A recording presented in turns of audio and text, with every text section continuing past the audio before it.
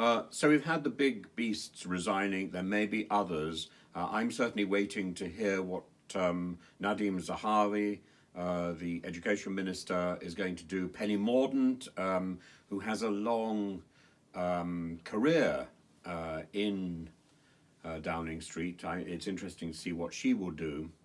And so far they've been fairly quiet.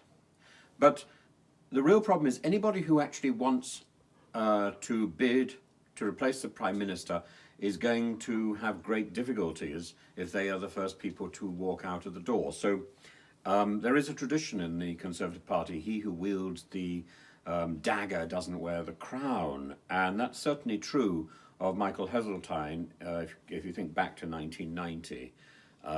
But it's not true of Mrs. Thatcher, because Mrs. Thatcher in 1975 successfully challenged, ousted and replaced Mr. Heath.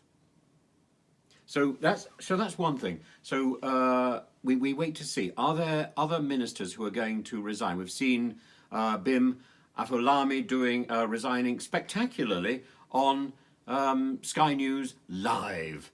And he was the vice chair of the Conservative Party, and he said that Boris asked after the vote of confidence to be given time to restore confidence, to get things right, and yet a month after that he's got things so spectacularly wrong he's sent people out to lie for him.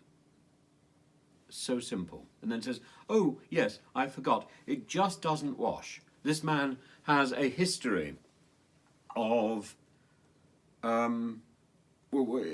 just very, very, very bluntly, he has a history of lying, and of saying whatever it takes to wriggle out of a situation.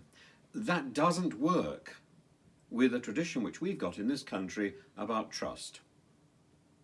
How can we have trust in this Prime Minister? Now, I was hoping that he could stay on long enough to bring new people into Cabinet to give them the experience so that they could then stand to replace him. I don't think that's going to happen now. So we're now going to look at the very, very small pool of people who are going to even be in a position to challenge Boris. So that will be that pool of people who have been in his Cabinet. I don't see that it can be anybody else. And yet the people who are remaining in his Cabinet will be tarred, will be smeared with that association. I think I'm surprised that Liz Truss is hanging on. I think she's hoping that she's going to be pushed into the Treasury. Great. I mean, anything to get her out of the Foreign Office. That then might, if there were a new person in the Foreign Office, that then might kickstart an opportunity to negotiate the freedom of those people who've been fighting in Ukraine. That would be a positive. But I have this awful feeling that the figures who are being cited to replace her, should she go into the Treasury, are even more horrendous. Even Matt Hancock is being spoken of, maybe not that seriously. My money, probably, if Matt Hancock were to come in, would be that he would come in and take over from Nadine Dorries in the DCMS. That would be interesting. Oddly, I was teaching in a school which was in his constituency. The second option is that the 1922 committee receives such an overwhelming number of letters calling for a no confidence vote that that no confidence vote happens within a matter of days and triggers a leadership election.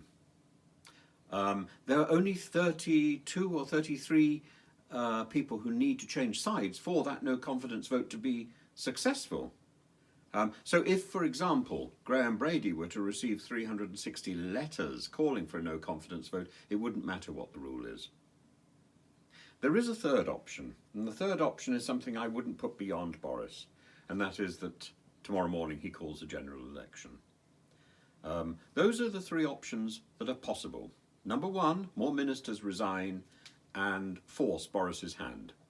Number two, the 1922 committee received so many letters calling for a no confidence vote that happens within days. Number 3, that Boris calls a general election.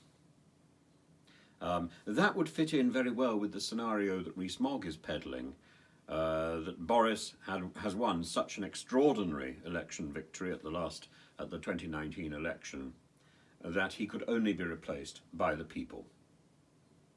I think he's living in cloud cuckoo land if he thinks he's going to win that election. But let's see.